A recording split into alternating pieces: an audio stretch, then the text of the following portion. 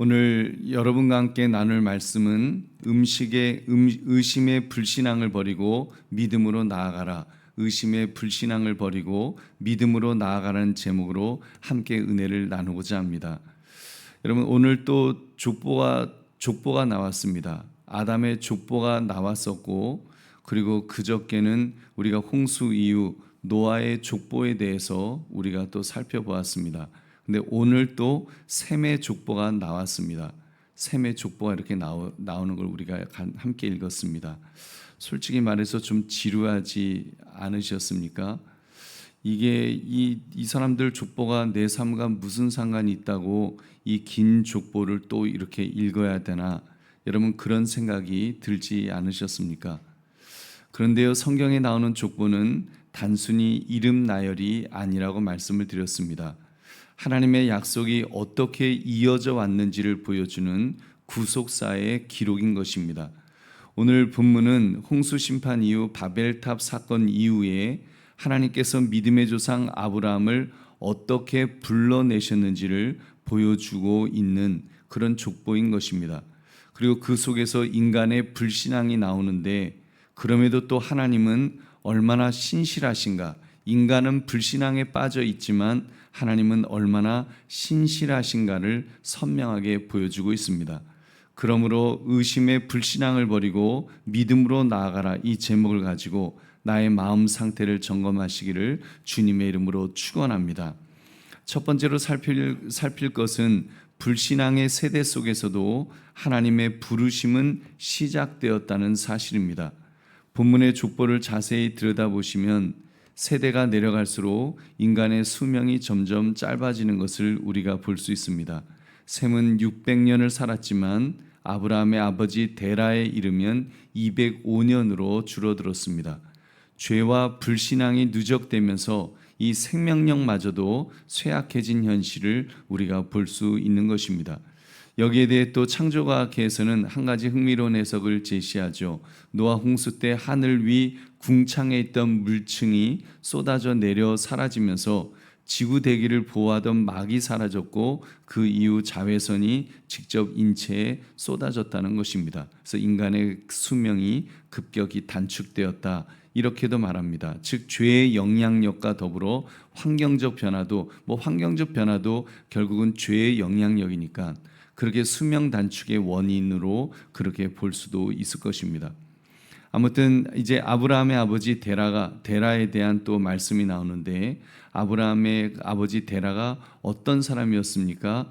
여호수아서 24장 2절에는 이렇게 말씀합니다. 여호수아가 모든 백성에 이르되 이스라엘의 하나님 여호와께서 이같이 말씀하시기를 옛적에 너희의 조상들 곧 아브라함의 아버지 나홀의 아버지 데라가 강 저쪽에 거주하여 다른 신들을 섬겼으나, 강 저쪽, 그 유브라데 강 저쪽, 이제 그 우르에 살 때 강 저쪽에 거주하여 다른 신들을 섬겼으나, 그러니까 데라가 우상 숭배자였다는 것을 말하는 것입니다.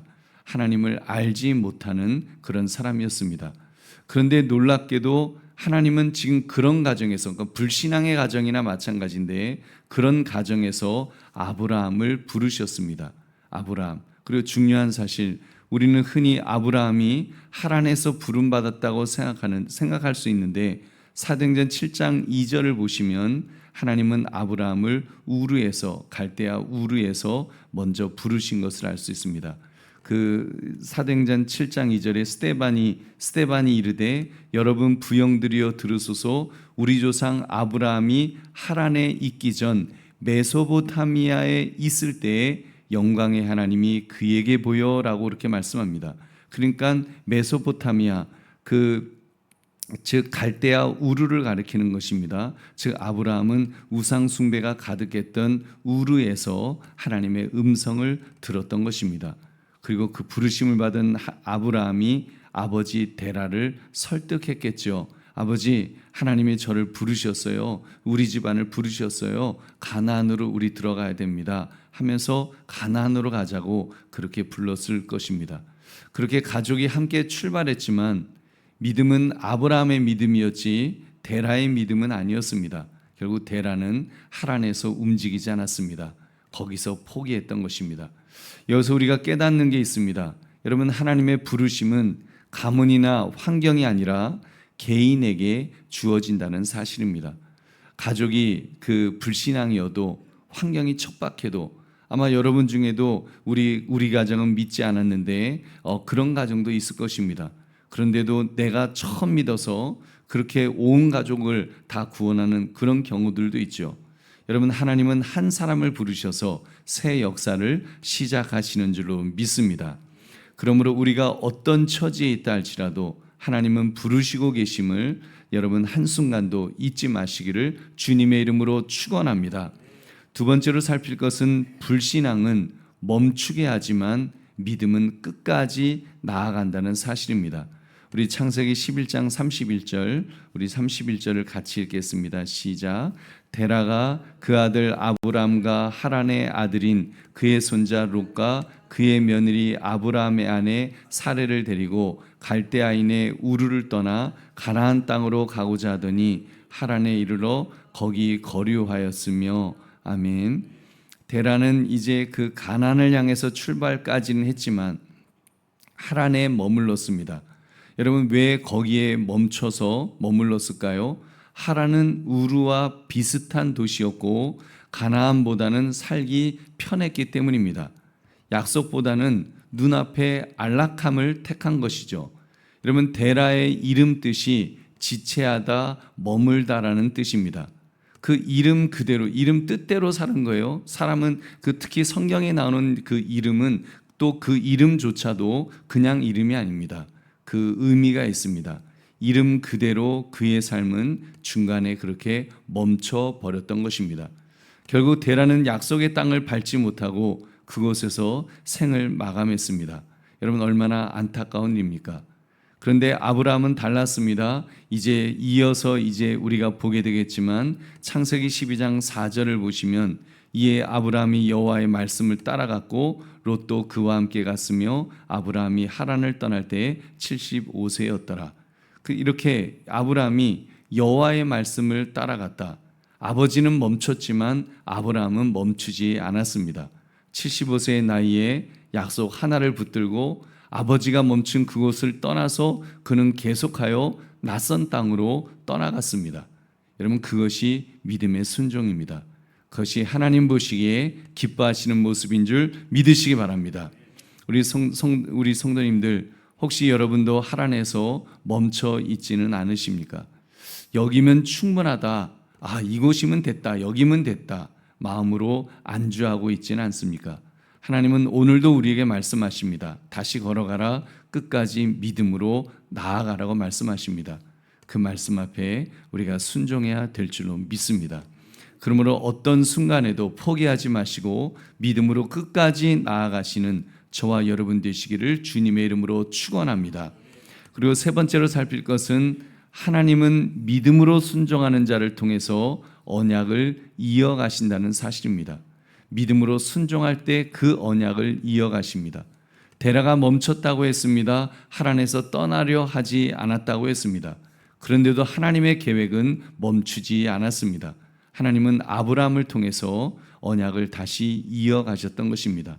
여러분, 우리가 다음 주에 이어서 보겠지만 12장에서 하나님이 약속하였습니다. 여호와께서 아브라함에게 이르시되 너는 너의 고향과 친척과 아버지의 집을 떠나 내가 내게 보여줄 땅으로 가리라. 이 약속은 이미 주어진 그 약속이 계속하여 이제 이어져 가죠. 여러분, 이 약속이 놀라운 이유가 뭔지 아십니까? 아브라함의 믿음은 단순히 그의 인생만 바꾼 것이 아닙니다. 그 믿음의 길이 메시아로 이어졌다는 것입니다. 메시아 예수 그리스도로 이어졌습니다. 할렐루야. 아브라함의 믿음은 이삭으로, 이삭은 야곱으로, 또 야곱은 유다 지파로 이어집니다. 그리고 마침내 그 족보 끝에서 예수 그리스도가 태어나십니다. 그래서 우리가 그 신약 성경 읽다가 처음 시작하다가 포기하는 바로 마태복음 1장 1절, 아브라함과 다윗의 자손 예수 그리스도의 계보라. 그리고는 이제 쭉 읽다가 낳고 하다가 지겨워갖고 거기서 많은 이제 초신자들이 포기했다고 하는 바로 그 부분이 나옵니다. 여러분, 성경의 족보가 왜 이렇게 중요한지 여기서 드러납니다. 한 사람의 믿음이, 아브라함 한 사람의 믿음이 메시아의 길을 열었기 때문에 중요한 것입니다. 만약 아브라함이 데라처럼 하란에 멈췄다면 구원의 이야기도 멈췄을지 모릅니다. 여러분, 하지만 아브라함은 나아갔고 그 길 끝에서 우리 예수 그리스도께서 오신 줄로 믿습니다. 여러분, 오늘 우리도 마찬가지입니다.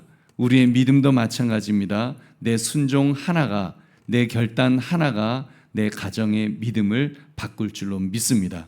다음 세대의 믿음을 새롭게 할 줄 믿으시기 바랍니다. 그러므로 하나님은 믿음으로 순종하는 자를 통해서 언약의 이어가심을 깨달아 믿음 위에 든든히 서시기를 주님의 이름으로 축원합니다. 이제 말씀을 맺습니다. 우리 보배로운 성도님들, 하나님은 오늘 우리에게 물으십니다. 너는 데라처럼 멈출 거냐, 아니면 아브라함처럼 나아갈 것이냐? 여러분, 이때 우리의 태도는 한 가지여야 합니다. 여러분, 의심을 내려놓읍시다. 안락함을 버립시다. 하나님의 약속을 붙잡고 믿음으로 전진하십시오.